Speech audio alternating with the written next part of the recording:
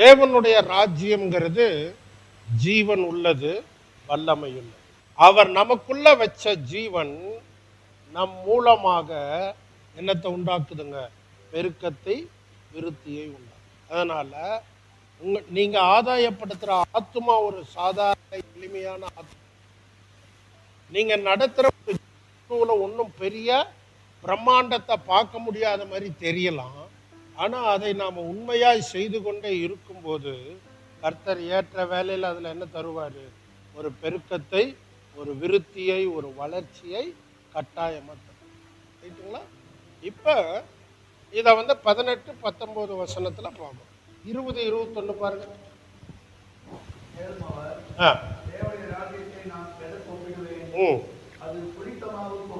ரெண்டாவது கம்பாரிசன். இது ஒன்று. ரெண்டாவது தேவனுடைய ராஜ்யத்தை ஆண்டவராக இயேசு கிறிஸ்து எதோடு ஒப்பிடுறாருங்க? புளித்தம்மா. சரி, இப்போ கடுகு விதைக்கு சொல்லும்போது விசுவாசம்னு நம்ம சொன்னோம் இல்லையா? இன்னொரு இடத்துல ஆண்டவர் கடுகு விதை எதுக்கு இது பண்ணுறாரு? விசுவாசத்தை. கடுகு விதை அளவு விசுவாசம் உங்களுக்குள்ள இருந்தால் இந்த மலையை பார்த்து நீ பெயர்ந்து சமுத்திரத்தில் தள்ளுண்டு போ அப்படின்னு சொன்னால் அப்படியே ஆகும் அப்படின்னு ஆண்டவர் சொன்னார் இல்லைங்களா? இப்போ அதே மாதிரி புளித்த மாவை பற்றி ஏசு எங்கேயா பேசியிருக்காரா? வேற எங்கேயாவது? இங்கே தேவனுடைய ராஜ்யத்துக்கு ஒப்பிட்டு சொல்றாரு. வேற எங்கேயாவது புளித்த மாவை பற்றி ஏதோ சொல்லியிருக்காரா? பரிசேயர் வேத போறவருடைய உபதேசத்துக்கு எச்சரிக்கையா இருங்க அப்படின்னு சொல்லும்போது ஆண்டவர் என்ன சொல்றாரு? அவர்களுடைய புளித்த மாவை குறித்து எச்சரிக்கையா இருங்க. அப்ப இந்த புளித்த மாவை அந்த இடத்துல இயேசு எதுக்கு ஒப்பிடுறாரு? துர்உபதேசம். என்ன உபதேசம்? துர்உபதேசத்துக்கு அங்க ஒப்பிடுற. ஆனா இங்க புளித்தமா அப்படின்னு சொல்லும்போது இங்க எதுக்கு ஒப்பிடுறாரு? தேவனுடைய ராஜ்யத்துக்கு ஒப்பிடுறாரு. சரி, இப்ப புளித்தம்மா ஆண்டவர் அதை பத்தி என்ன சொல்றாரு? 3 படி மாவு. 3 படி மாவுக்கு கொஞ்சோண்டு 1 ஸ்பூனு இல்லை 2 ஸ்பூனு ஒரு புளிச்ச மாவு, அவ்வளோதான் இல்லைங்களா? இல்லைங்க, அது 3 படி மாவுங்க, அதனால 1.5 படி புளிச்ச மாவு போடணும்னு யாரும் போடுறதில்லை இல்லையா? சும்மா கொஞ்சோண்டு புளிச்ச மாவு.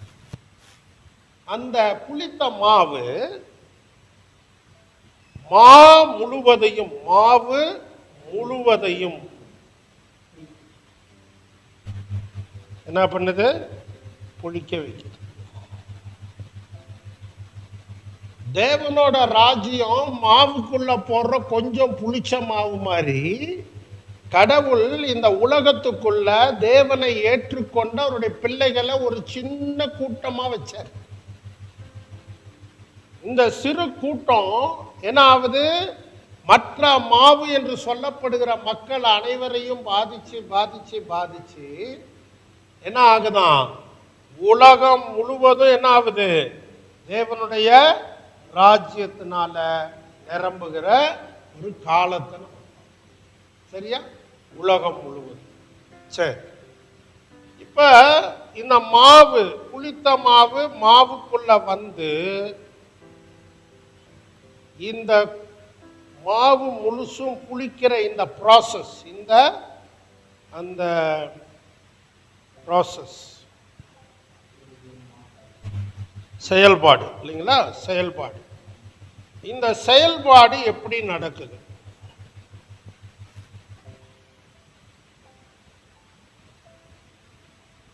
அந்த டேசா படன்னு ஆடுமா?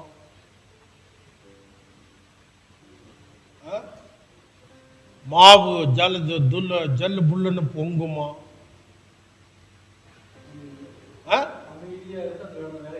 ஆமா, அந்த மாவு ஒன்றும் அங்கே ஒன்றும் பெரிய ஆட்டம்லாம் போடுறதெல்லாம் அமைதியாக இருக்குது, போட்ட மாதிரியே தான் குண்டா இருக்குது.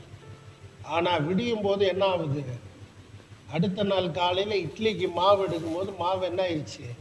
புளிச்சிருச்சு இல்லையா? ஸோ என்னது? இந்த செயல்பாடு எப்படிப்பட்டது? சைலண்ட்.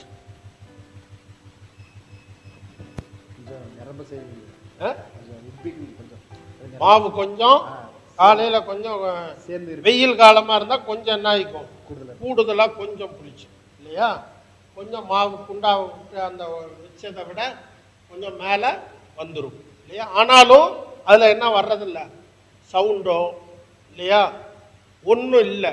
ஆனால் அங்கே என்ன நடக்குது, இந்த மாவுடைய இந்த மாவுக்குள்ள இருக்கிற புளித்த மாவுக்குள்ள இருக்கிற மாற்றும் திறன், என்ன திறனுங்க, மாற்றும் திறன், the changing agent, the power of change, சரிங்களா. அந்த மாற்றம்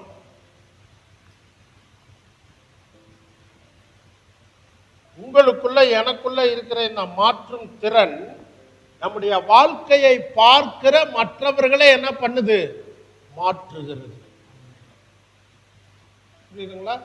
அப்ப நான் எவ்வளோ தேவனுடைய ராஜ்யத்துக்கு உகந்தவனா இயேசுவின் சுபாவத்தினால என்னை புளித்தமாவா ஆக்கி கொள்றனோ, அந்த அளவுக்கு இந்த சுபாவம் நான் தடபடபுடன் பெருசா ஒரு பெரிய பந்தாகிருந்தா ஒண்ணுமே வேணாம், ஆட்டோமேட்டிக்கா என்னை சுற்றி இருக்கிற சமுதாயத்தில் என்னத்தை உண்டு பண்ணுது, மாற்றத்தை ஏற்படுத்து.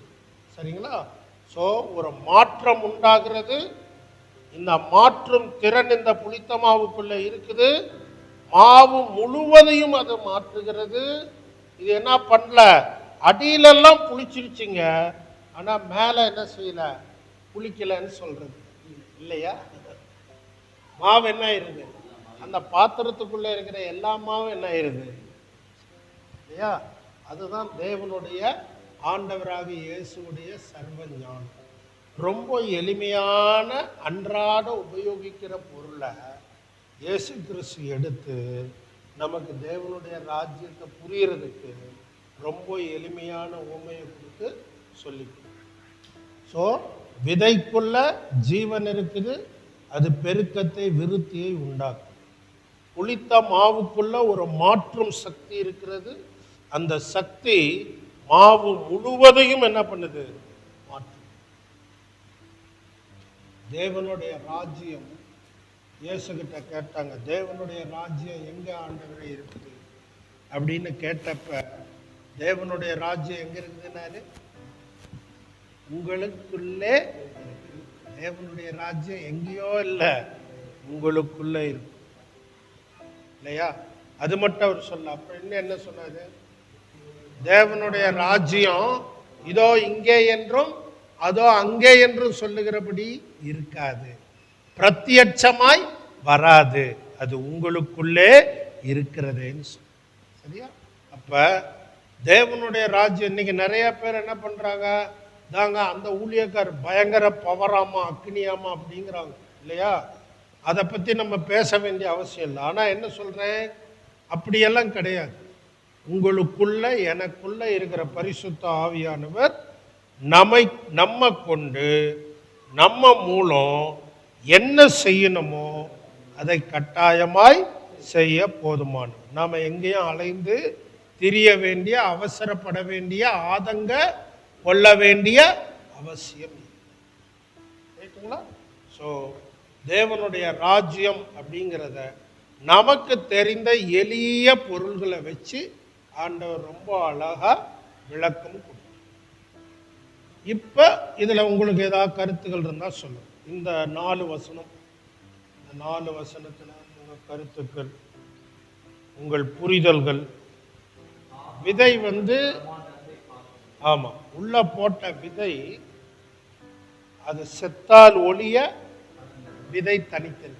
யோவான் 12:24 பார்க்கிறோம், கோதுமை மணியானது நிலத்திலே விழுந்து செத்ததேயாகில் மிகுந்த பலனை. இந்த விதை தன் உருவை அழித்து கொள்ள வேண்டும். சரிங்களா. தன்னுடைய தனித்தன்மையை அந்த விதை என்ன பண்ணணும், இழக்கணும். அது இழந்தால் அதுக்குள்ள இருந்து என்ன வரும், புதிய ஜீவன் வரும். தான் சூப்பர். அப்ப உங்களுக்கு எனக்கும் தேவன் சுயத்தை சாகடிக்கிற நிறைய சூழ்நிலைகளை வச்சிருக்கிறார், அனுமதிக்கிறார். இல்லை, அனுமதிக்கிறார். இப்போ அதை நாம் கஷ்டமாக எடுத்துக்கிறோமா, இல்லை அதை நாம் பிரியத்தோடு அங்கீகரிக்கிறோமா? அதான் கேள்வி. ரைட்டுங்களா? விதை சாகணும். விதைக்கு மேல அந்த விதை போடப்பட்ட இடத்துல கல்லுகளோ முள்ளுகளோ இருந்தா அதையெல்லாம் தாண்டி மண்ணுக்குள்ள உருவி வெளியே வரணும். தடைகளை தாண்டி வரணும். ஜீவன் இருந்தா அது நடக்கும். இயேசு கொடுத்த ஜீவன் நமக்குள்ள உண்மையா பெற்றிருந்தோம் அப்படின்னா கட்டாயமா நம்முடைய ஜீவன் என்ன பண்ணும்? வெளியே. ஆனால் அந்த சுயத்தை சாகடிக்கிற அந்த ப்ராசஸ் ரொம்ப கடினமான ஒன்று. அது ஈஸியாக இருக்கு. ஒரு பகுதியில் நம்ம நிறையா விதங்களில் சுயத்தை சாகடிக்க இடம் கொடுத்தோம். ஆனால் இன்னொரு ஏரியாவில் நம்முடைய சுயத்தை சாகடிக்க நம்ம மனசு இடம் கொடுக்காது. அப்படி ஒரு சூழ்நிலை வரும்போது நம்மளை நாமளே டிஃபெண்ட் பண்ண ஆரம்பிச்சோம். அதான் நமக்கு நாம என்னது உரிமை குரல் எழுப்ப ஆரம்பிச்சோம். அதை செஞ்சோம் அப்படின்னா அவரோட கிரியை நம்மகிட்ட என்ன ஆகாது? முழுமைப்படாது. ரைட்டுங்களா? அப்ப சாகிறது அப்படிங்கிறது இது முழுமையான ஒரு செயல்பாடு. கிறிஸ்துவுடனே கூட சிலுவையில் அறையப்பட்டேன். இனி நான் அல்ல, கிறிஸ்துவே என்னில் வாழ்கிறார், ஜீவிக்கிறார். அப்ப நேத்து நான் சிலுவையில் அறையப்பட இடம் கொடுத்துட்டு இன்னைக்கு நான் சிலுவையில இருந்து எந்திரிச்சு நடமாடுவேன்னு சொன்னா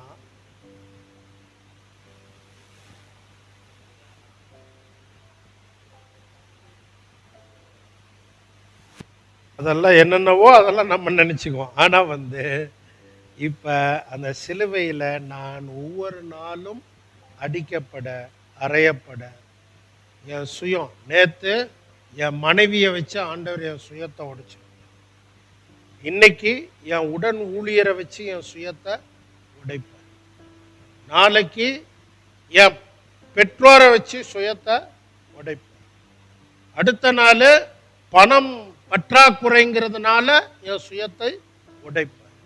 இப்படி நான் எவ்வளோ இடம் கொடுக்குறேனோ அவ்வளவு அவர் என் சுயத்தை என்ன பண்ணுவார்? சாகடிக்கிறதுக்கு நான் முழுசா விட்டு கொடுக்க அவர் எதிர்பார்க்கிறார். அப்படி எவ்வளோ நான் ஈல்டு பண்றனோ அவ்வளோ இதோட வளர்ச்சி அபாரமா இருக்கும். சரிங்களா? இப்ப தேவனுடைய ராஜ்யம் ஒரு கூட்ட ஜனங்களை மட்டும் நினைக்க வேணாம், எனக்குள் தேவனுடைய ராஜ்யம் பிரம்மாண்டமாய் வளர்கிறதா, அது இன்னொன்று. என் சுயம் சாக சாக சாக எனக்குள்ள இயேசு என்னாகிறாருங்க? வளர்கிறார். ரைட்டா? ஸோ இது கிறிஸ்து எவ்வளோ என்னை ஆளுகை செய்ய, என்னை நடத்த, என்னை கண்ட்ரோல் பண்ண நான் இடம் கொடுக்குறேனோ அவ்வளவு அவருடைய நாமம் என் மூலமா மகிமைப்படுது. நம்ம சபையில் இருக்கிற ஒரு விசுவாசி நம்மளை கேவலமாக, சபையாருக்கு முன்னாலேயே கேவலமாக பேசும்போது நம்முடைய சுயம் என்ன ஆகுது? உடைக்கப்படுதா? அது பப்ளிக்லேயும் நடக்கும். ஆனால் அது பப்ளிக்கில் நடந்துட்டா கூட அந்த நேரம் நான் பேசாமல் இருந்துட்டேன்னா கூட, திருப்பி அந்த ஆளுக்கு பதில் சொல்லாமல் இருந்துட்டுனா கூட, வீட்டுக்குள்ளே போன உடனே என் தனிமையில் என் ஆவி கொதிக்குது பாருங்க. அவனை எப்படி பழி வாங்கணும்னு நான் நினைக்கிறேன். பார்த்தீங்களா? நினைப்பனா இல்லையா? நினைப்போம். அத இப்ப ஆண்டவரே நீர் அந்த மனுஷனை பேச வச்சு, தாவீது சொன்னார் பாருங்க, ஆண்டவர் அவனை பேசணும்னு சொல்லி இருக்கிறாரு, அதனால அவன் பேசட்டும். தாவீதை போய் நிந்தனை பண்ணுன்னு யார்கிட்ட சொல்லிட்டாரு? சீமை கிட்ட சொல்லிட்டாரு. அதனால நீங்க என்ன பண்ணாதீங்க, எனக்காக யாரும் வக்காலத்து வாங்காதீங்கடா அப்படின்னு அபிசாயின் குமாரர்கிட்ட பேசுறாரு. ஆனா இப்ப நமக்குள்ள இப்ப ஒரு ஆள் அப்படி கேவலமா பேசும்போது 4 பேர் ஐயா நாம அவனை விடக்கூடாதுங்க, நாம அதை பண்ணும் இதை பண்ணணும், நம்மளை என்ன பண்ணுவாங்க? உசுப்பேத்துவாங்க ஆண்டவருக்கு விரோதமா. இப்ப அப்படி பண்ணும்போது நான் கிறிஸ்து வளர்றதுக்கு இடம் கொடுக்குறேன்னா அல்லது என்னுடைய சுயத்தை எஸ்டாப்ளிஷ் பண்ணுறதுக்கு நான் முயற்சி செய்கிறேனாங்கிறது ரொம்ப முக்கியம். அந்த உடைக்கப்படுற, அந்த நொறுக்கப்படுற அந்த அழுகையெல்லாம் எங்கே தான் நடக்கும்? தனிமையில் தான். கதறுவோம், ஏன் ஆண்டவர் என்னை விட்டீங்கன்னெல்லாம் கேட்போம். அப்புறம் ஆண்டவர் உடனேலாம் டப்பு டப்புன்னெலாம் பதிலும் சொல்ல மாட்டார். இந்த மாதிரி நான் எல்லாம் அனுமதிக்கும் போது என்ன பண்ண மாட்டார், உடனேலாம் பதில் வராது. அந்த பதில் மெதுவாக ஒரு 10 நாள் கழித்து, 4 நாள் கழித்து, ஒரு வாரம் கழித்து ஒரே ஒரு வசனத்தில் பேசுவார். அப்போ நமக்குள்ளே ஏதோ ஒரு லைட் அடிக்கும், இந்த வசனம் நம்மளை இருதயத்தை பிடிக்கும், இதுக்காக தான் அனுமதிச்சிங்களான்னா அவ்வளோதான் இருக்கும். அந்த ஒரு வார்த்தைக்கு நம்மளை ஒப்பு கொடுக்கும்போது அந்த பெரிய போராட்டத்துக்கு என்ன வரும்? முடிவு. ரைட்டுங்களா? அப்போ அந்த சுயம் உடைக்கப்படுறதுக்கு அது பொதுவாக 4 பேருக்கு முன்னால் சுயம் உடைக்கிறது தான் வழி. சரியா? இல்லை ஒரு பெரிய கூட்டத்துக்கு முன்னால் நம்முடைய இமேஜை கெடுக்கிறது தான் அது வழி.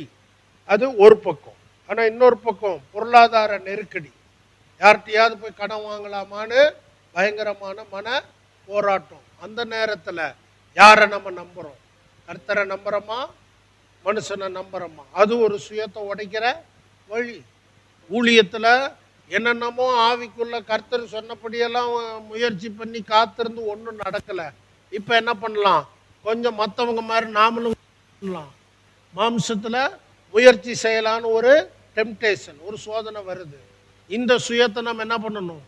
உடைக்கணும் இல்லையா? இப்படி பல விதங்களில் இந்த சுயத்தை நம்ம சாகடிக்க சாகடிக்க நமக்குள்ளே இருந்து ஜீவன் என்ன ஆகுதுங்க? பெருகுகிறது, வளருகிறது. நம்ம உடைக்கப்பட்டது ஒரு இடத்துல இருக்கும், ஆனால் நமக்குள்ளே இருந்து ஜீவன் பாயிறது இன்னொரு இடத்துல வெளிப்படும். புரியுதுங்களா? இது தொடர்ந்து நடக்கும். இது தொடர தொடர தொடர நமக்குள்ளே இருந்து வர்ற அந்த வளர்ச்சி, நமக்குள்ளே வர்ற ஆவிக்குரிய வளர்ச்சி முதிர்ச்சியும் பிரம்மாண்டமாக இருக்கும். அடுத்தது நம்ம வசனத்தை புரிந்து கொள்கிற பார்க்கிற பார்வை எப்படி இருக்கும்? ஆழம் நிறைந்ததாக மாறும். சரிங்களா? அதனால் அந்த பிரம்மாண்டத்துக்கு ஆரம்பம் என்னதான்?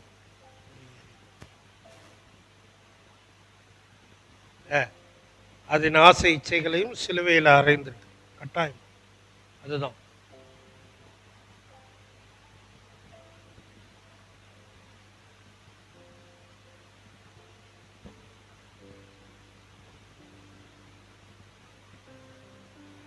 சுயம் சாகிற வரைக்கும் போராடினாதான் நாம் மாம்சத்தில் இருக்கிறோன்னு அர்த்தம். சுயம் எது வரைக்கும் போராடும்? சாகிற வரைக்கும், மரணம் வரைக்கும் போராடும். நீங்கள் எவ்வளோ பைபிளை படித்தாலும் சுயம் உங்களோட என்ன பண்ண தான் செய்யும்? போராட தான் செய்யும். 3 மணி நேரம் அந்நிய பாஷையில் ஜெபம் பண்ணாலும் சுயம் என்ன தான் செய்யும்? போராட தான் செய்யும். போராட்டம் வரதான் செய்யும். அது வந்தால் தான் நம்ம மனிதர்கள். இச்சைகள் நம்மளை தாக்க தான் செய்யும். இச்சைகள் தாண்டி, எல்லா இச்சையும் நான் தாண்டிட்டேன் யாரும் சொல்ல முடியும். நம்ம மனிதர்களாக இருக்கிற வரைக்கும் நமக்கு என்ன வரும்? இச்சைகள் போராடும். ஆனால் அந்த இச்சைகள் எனக்குள்ள கூடு கட்ட நான் என்ன பண்ண மாட்டேன்? இடம் கொடுக்க மாட்டேன். சரியா? அதான் பிசாசு கொண்டு வந்து கொடுக்குற அந்த இச்சைகள் வராமையே போகுமா? அப்படியெல்லாம் இருக்காது.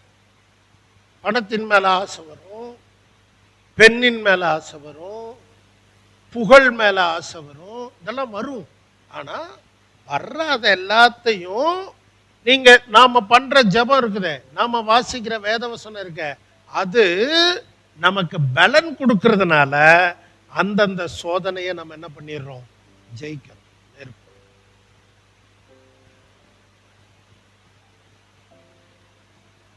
கேட்க ஒத்துழை கட்டாயம். அதான் உண்மை.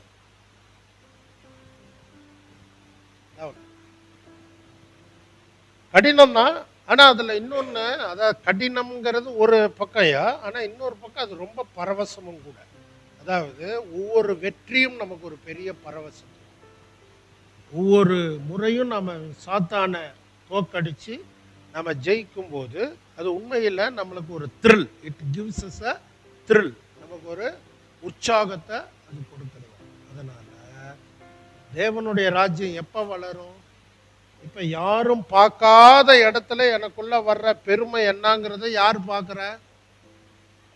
ஆண்டவர் பார்க்குறாருல்ல, இல்லையா? உங்கள் முன்னால் ரொம்ப தாழ்மையாக இருக்கிற மாதிரி நான் நடந்துக்கிறேன்னு வச்சுக்கோங்க. நான் தனியாக உட்காந்துருக்கும்போது நான் இன்னைக்கு எல்லாரை விட தாழ்மையாக இருந்தேன்னு நினச்சேனாவே என்ன ஆயிடுச்சு? புரியுதுங்களா? ஆக ஊழியக்காரர்களை அதிகமாக தாக்குற ஒரு பெரிய போராட்டம் பெருமை. சரிங்களா? ஆமாம், அதான் பெருமை புகழ் இதெல்லாம் இன்டர் ரிலேட்டட். இதுதான் நம்மளை தாக்கும். இதை தான் பிசாசு நமக்கு நிறையா கொண்டு வந்து கொடுப்போம். இதை நாம் ஜெயிக்கிறது ரொம்ப ரொம்ப முக்கியம். ஓகேங்களா? ஐயா சொன்னதில் 2 கருத்து. ஒன்று, கடுகு ஒரு ஸ்பூன் எடுக்கிறாங்க, ஒரு விதை விழுந்துருச்சு, அது தேடுவாங்களா? தேட மாட்டாங்க. ஸோ அடையாளம் இல்லாத விதை, அடையாளமற்றது, இல்லைன்னா கண்டு கொள்ளப்படாதது, உதாசீனப்படுத்தப்படுவது, இது நம்முடைய நிலையாக இருந்திருக்கும். அவர் நம்மளை தேடி எடுத்ததுனால அவருக்கு நம்ம இடம் கொடுத்து அவரோட ஒத்துழைக்கிறதுனால அவரோட ஜீவன் நமக்குள்ள என்ன ஆகுது? மிளிர ஆரம்பிக்குது. சரிங்களா? இப்ப அந்த ஜீவனை பெற்றுக்கொண்ட நாம என்னுடைய சுயத்தை உடைக்கிறதுக்கு நான் இடம் கொடுத்தாதான் அந்த ஜீவன் அநேகருக்கு என்னவா மாறுது? ஆசீர்வாதமா மாறுது, இல்லையா? புளித்த மாவு, ஹோட்டலுக்கு போறோம், தோசை கேட்குறோம், ஒரு வாய் வச்சோன்னா, ஏங்க என்னங்க தோசை, மாவு இப்படி புளிச்சிருக்கு. ரொம்ப புளிச்சிட்டா அந்த மாவுக்கு என்ன இல்லை? மரியாதை இல்லை. ஆமா, ஆனா சாதாரண மாவுல போடுற அந்த புளிச்ச மாவு எவ்வளவு புளிச்சிருந்தாலும் என்ன இல்லை? பிரச்சனை இல்லை. புளித்த மாவு விரும்பத்தகாத ஒண்ணு. புளித்த மாவு விருப்பத்துக்குரியது இல்லை. நம்ம வாழ்க்கை விரும்பத்தகாததா இருந்ததை ஆண்டவர் என்ன மாத்திட்டாரு? விருப்பத்திற்குரியதா, தேடப்படுகிற ஒரு வாழ்க்கையா நம்முடைய வாழ்க்கையை ஆண்டவர் மாத்திட்டார், இல்லைங்களா?